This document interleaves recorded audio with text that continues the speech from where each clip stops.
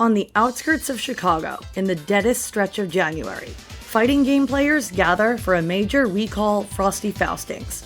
Almost 3,500 of us this year, to be exact. Frosty 2025 was my first time attending and only my second major, my first being EVO 2024. So how did Frosty measure up by comparison? If you've never been to a major, should you plan on trying this one next time around?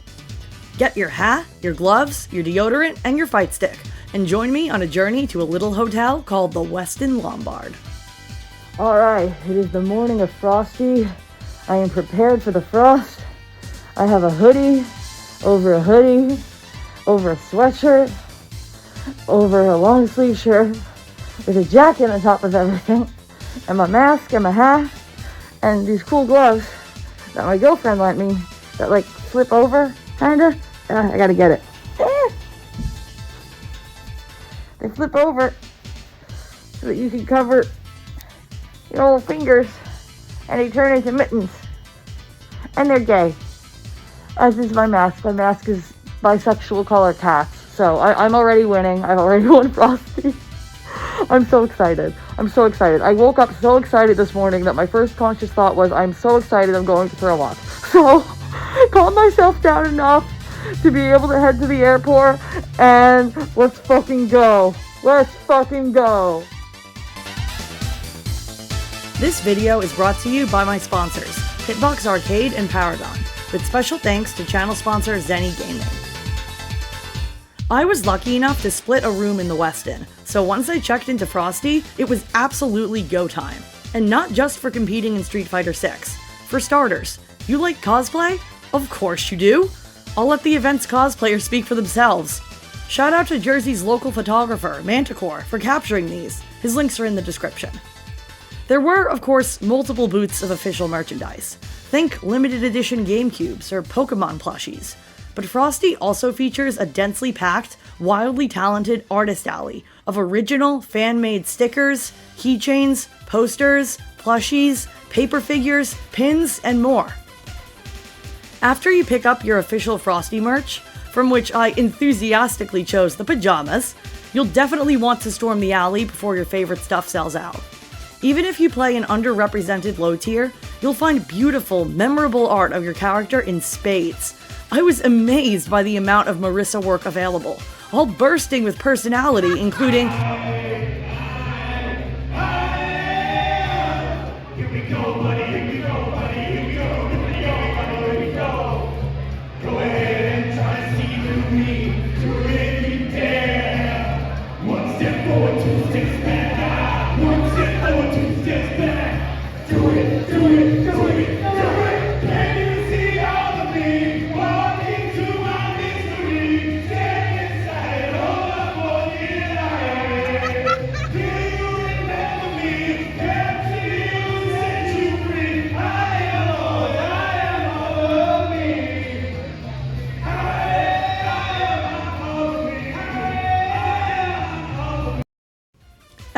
I'm not sure what that was. Anyway, the Artist Alley is also emblematic of Frosty's overall ethos as an event, putting the community in FGC. It's about passion, quality, and sincerity over quantity. Frosty may be nowhere near the size of EVO, with about 700 SF6 players to EVO's 5,000 plus, but it embodies the same vibe as a quality local. Just a bunch of friends eating snacks, running sets, and bonding over a shared niche passion for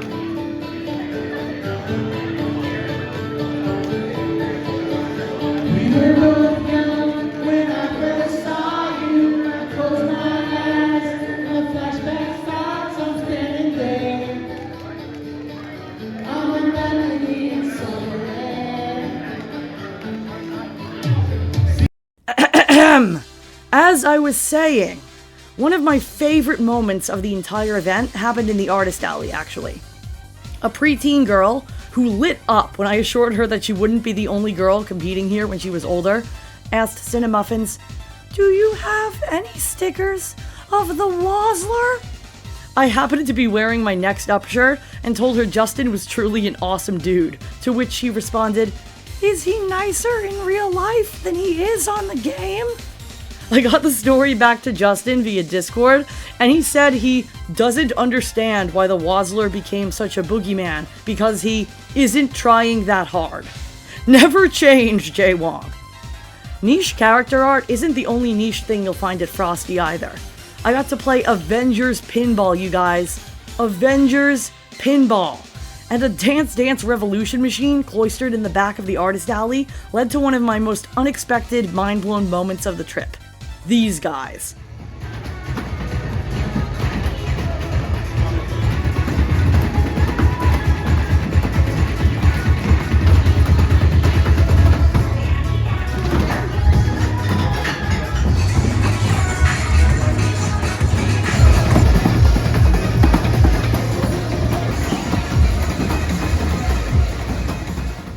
Multiple arcade rooms were dedicated to old games too, from the widely known greats like Street Fighter entries to truly deep cuts, including a real arcade cabinet of one of my very first video games ever, Sonic the Fighters, a 3D 1v1 a la Virtua Fighter in which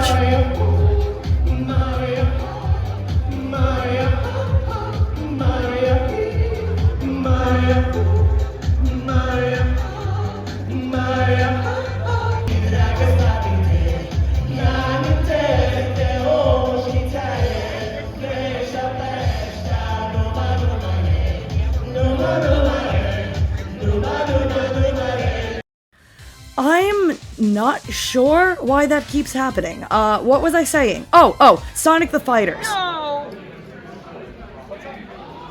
I'm so happy. Play the opening cutscene. Play the opening cutscene, please. Oh my god. Oh my gosh.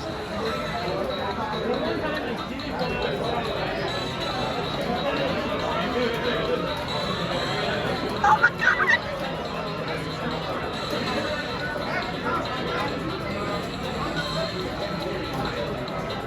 I'm so happy.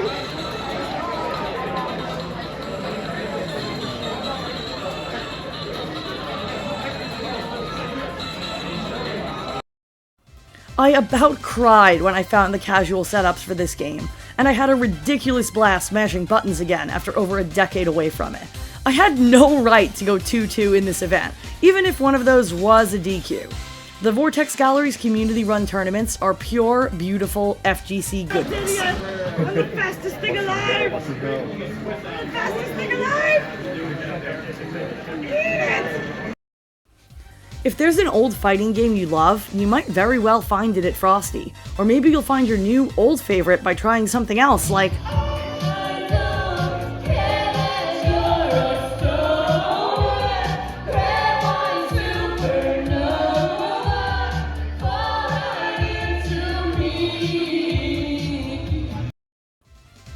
okay, you know what? Okay, fine. This is fine. Speaking of discovering new things at Frosty, walk into any room and you'll be smacked in the face with the kind of energy that online events simply can't replicate. I found myself riveted on finals in Persona 4, a game I knew absolutely nothing about, just because the crowd was so passionately invested.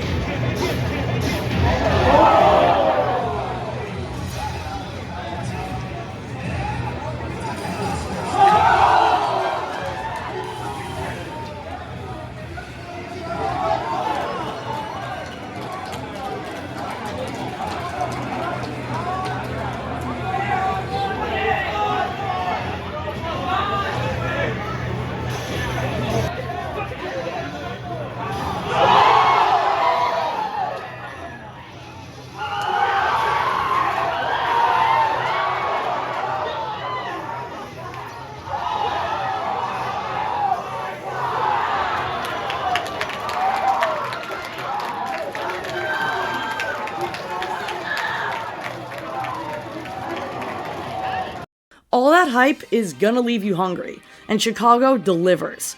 I DoorDashed my first authentic deep dish pizza, which didn't really agree with my lactose-intolerant stomach, but was entirely worth it. And I hit up the legendary Popcorn Baron, whose list of flavors was practically longer than the list of tournaments. I settled on tiny bags of buttered chicken, red velvet cheesecake, pumpkin spice caramel, and chili lemon popcorn to stash in my backpack and bring home. Tournament nerves make it hard for me to binge eat. You know what's excellent for those nerves, though? Playing lots and lots of casuals. You can run the set with anybody at Frosty. That's true at any FGC major, but with Frosty being so much smaller than EVO, it's true on a whole other level. The top players. The ones whose VODs you study, whose streams you lurk, whose tournament wins you cheer for on the couch at home. Don't constantly have somewhere urgent to be. You don't have to show a top player ID, a high-level tournament placing, or a screenshot of your MR to say hello to the scene's big names. Just say hello. They're people too, and really lovely people at that. In fact,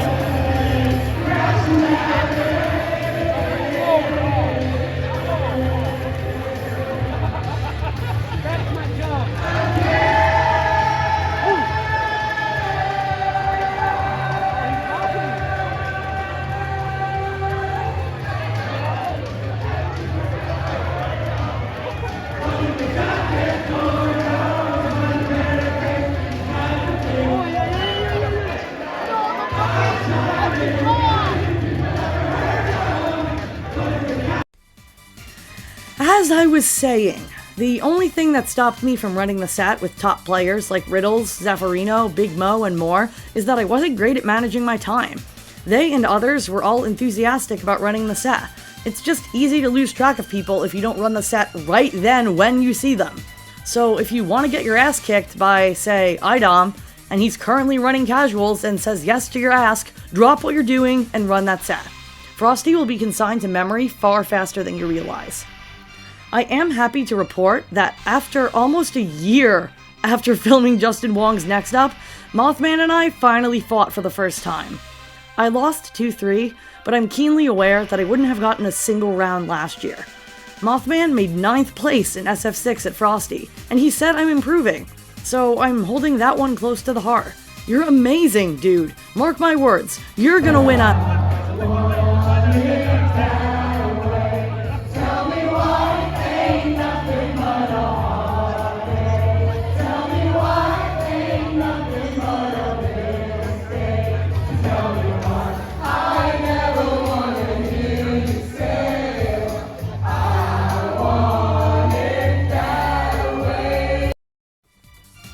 Alright, whatever.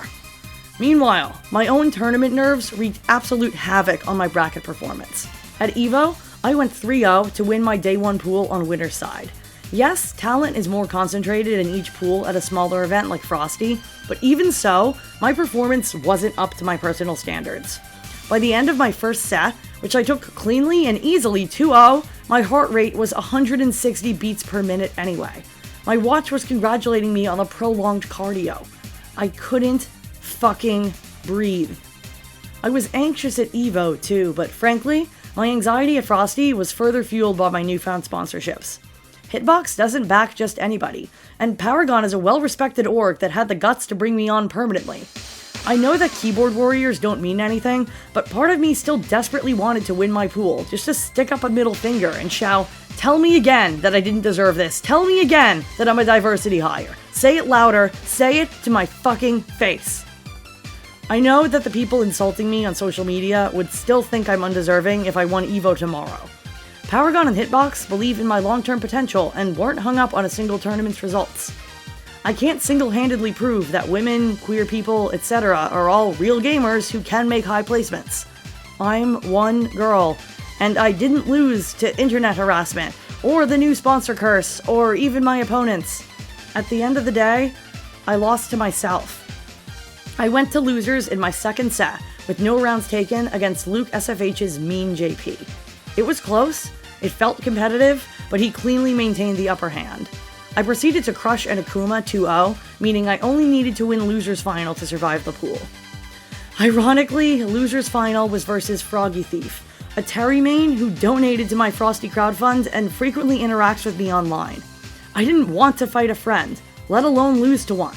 When I sat down next to Froggy, I told him that if I won, I would be popping off. And if I lost, it was to his credit and GG's, but I would need space before I could behave like an adult. The set began. Loser's Final. Clinging to life in the bracket by my fingernails, centimeters from another escape from pools at a major, or from drowning like my seed predicted. my anxiety became utterly catastrophic. My quarter circle forward heavy became forward heavy kick into whiff level 3. No! No! No! No!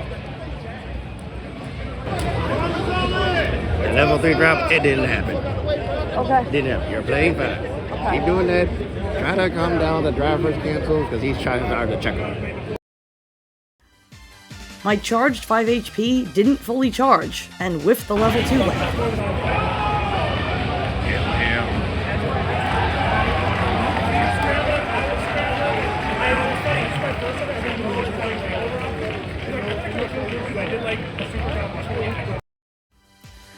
In final game, down a round but with a 75% life lead, I made a completely unnecessary hard read in a desperate bid to quickly take things to final round. I walked forward into raw armor stance, betting on a button. Instead, I got a delayed full combo into level 3, which put me in burnout in the corner, victim to a crack shoot burnout loop that functionally put me in a checkmate situation. Somebody's getting fucked. Somebody's getting fucked. Somebody's getting fucked. Somebody's getting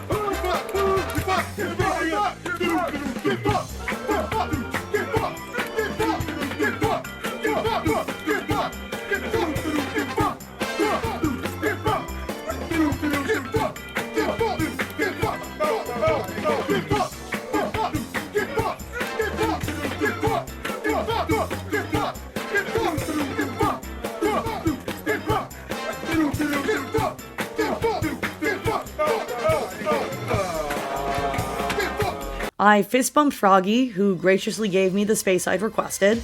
Then I put my head on the desk and wished I could disappear. I screamed at the monitor, proceeding to repeatedly execute my dropped combos in training mode. I cried on my 2v2 tournament partner, Max Ninja, who was a stand-up dude and helped me pull myself together. As soon as Max left, though, Zaffarino spawned behind me, all smiles, and asked, "Shep, how did your pool go?" triggering the tears all over again. I sobbed into a Zaf hug, while he recounted that he attended 18 majors across 3 years before he made it out of pools even once. My successes were not a fluke. My failures were not shameful. I was growing like everyone else here, and goddamn, I am grateful for Zaffarino. Froggy and I reunited the following day. We hugged, we promised to run sets again online. He gave me a Sonic keychain. At the end of the day, we're all just trying to get better at a game we all love. Don't push your community away. I was even more outclassed in Sunday's 2v2 SF6 bracket with Max Ninja, losing all of my first to 1 sets. Thankfully, my own 2 short tournament runs weren't the end of the tournament fun. Finals in the Frosty Arena are a sight to behold, with multiple games simultaneously running their top 8s on massive screens for the roaring, fist-pumping crowd of gamers who didn't make it that far. fully charged tornado. No. You're going for the jumper. God, level 3, there it is. Oh, we level 2. Are we gonna go for the early overhead? Oh my, he knew he could do more. What's still challenging? There it is.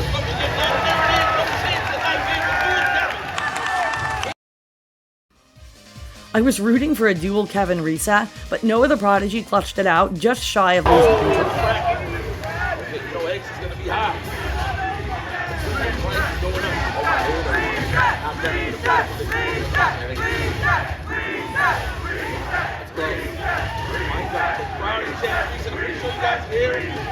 Nice check. We see the gaps in between. Now back in the favor of Noah the Prodigy. He's a hit away. Kevin in big trouble. Overhead the block, it's still Noah's turn. Again, will he run all the way through on this thing? Kevin in trouble. Got him. It's the hit from Noah, and he will take Frosty Faustings 2025. I congratulated him the following day. So, what's left once you've cheered for your favorite player, eating your snacks, and played games both old, new, and even unreleased? Karaoke! That's what! Karaoke until 4 a.m.!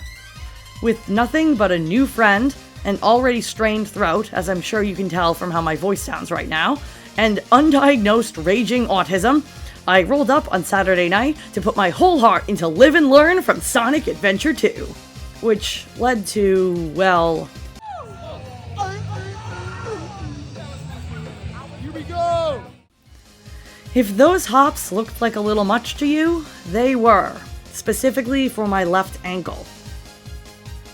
Womp womp. Womp womp womp. As they say, live and learn. I sprained my ankle completely and didn't notice until hours later when I could no longer put weight on it at all. Live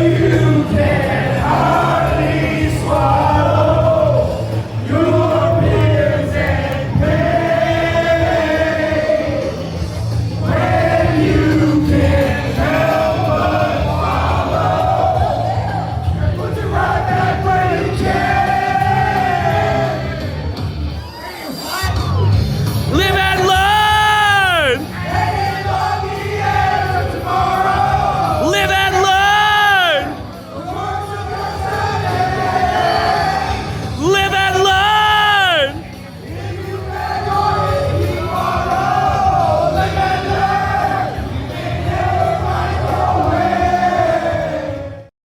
My friend Katie Z went directly from beating my ass with his bison to retrieving a hotel wheelchair and rolling me to my room. You know when you're embarrassed and feel like everyone is looking at you, so you tell yourself, of course they aren't, nobody even knows you. Well, womp womp! I was in the Sonic Karaoke wheelchair for maybe 5 minutes, and a complete stranger in the elevator still yelled, "Shep, what happened?" Plus, Bag Check the next day took one look at me and said, "No karaoke for you. We know what you did." Excuse me? Speaking of being recognized though, I thought I'd get used to it after EVO, but you guys being excited to meet me offline still feels like a prolonged hallucination, straight up. And it wasn't just the Marissa Cord members who I was super excited to finally meet offline. Legitimately, the most commonly heard phrase of my weekend was, "I know who you are!" And what is the socially appropriate response to that? I usually blush, stutter awkwardly, and settle for, well, I don't know who you are yet, what's your tag? Being asked for photos, being complimented on my videos, being told that I inspired other women and queer people to assert themselves in the scene, every single one of those interactions meant the world and a half to me. I was smothered in congratulations and joy that had initially been dampened by the more negative reactions online, and I am just unspeakably grateful for that. I want to practice harder, create more, and be even more boldly myself, knowing that it means something to so many others. And oh my god, speaking of, there were so many women and queer people at Frosty. The future of the FGC is wildly more diverse than online trolls can comprehend. Women commentated, competed, made art, ran streams, rocked cosplay. Night 1 already had 2 Chapel Roan songs on karaoke. The gays run this town. And if you ever doubt that you belong in the FGC, let me be the first to tell you, the scene would be so much less without you. All in all, Frosty Faustings 2025 was one for the books. If you love fighting games and the community that's grown around them, I can't recommend this event more strongly. It's not trying to be EVO, and it doesn't have to be. It's a larger-than-life local in a single hotel in one of the coldest, deadest months of the year. I buffed my backpack decorations. I met Marissa Cord in real life. I sprained my ankle for Sonic the Hedgehog. And it all made me feel more alive than words can say. So, once again, I'll let the karaoke say it. Here we go! We're here, brother. We made it. Can you feel right moving through your mind? Ooh, looks like you came back for more! Yeah! You are time, slipping down your spine. Oh, you can't let it go! Yeah! What you can hardly swallow, your fears and pain. When you can't help but follow, and put you right back where you came. Woo! Live and learn, hanging on the edge.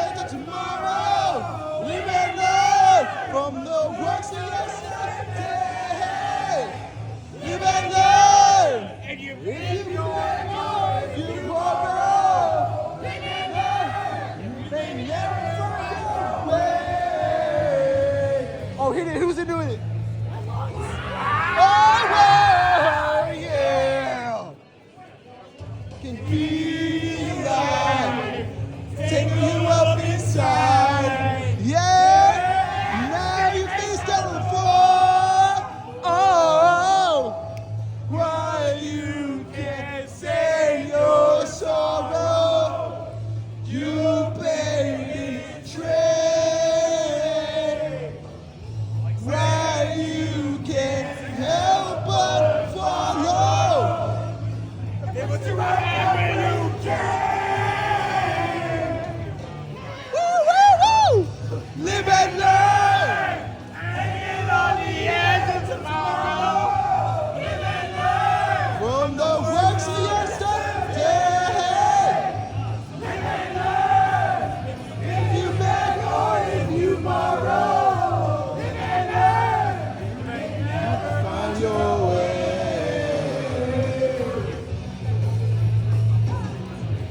Let's go! Whoa, whoa, whoa! Oh yeah!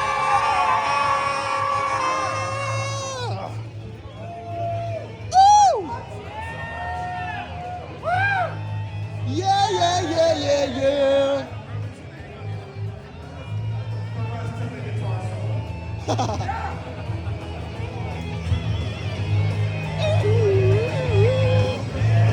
Somebody searching far, so far and wide.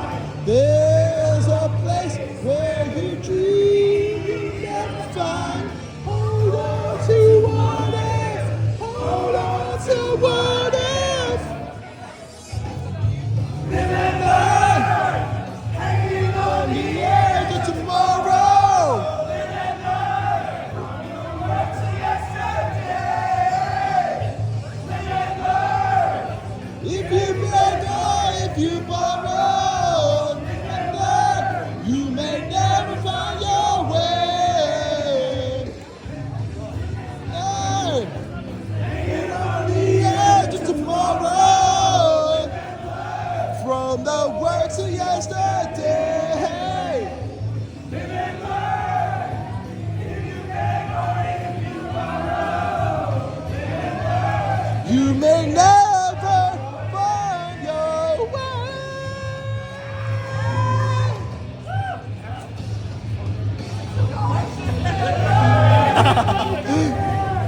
Yeah, yeah, yeah, yeah, yeah. How do you not run out of stories? Yeah, yeah, yeah, yeah.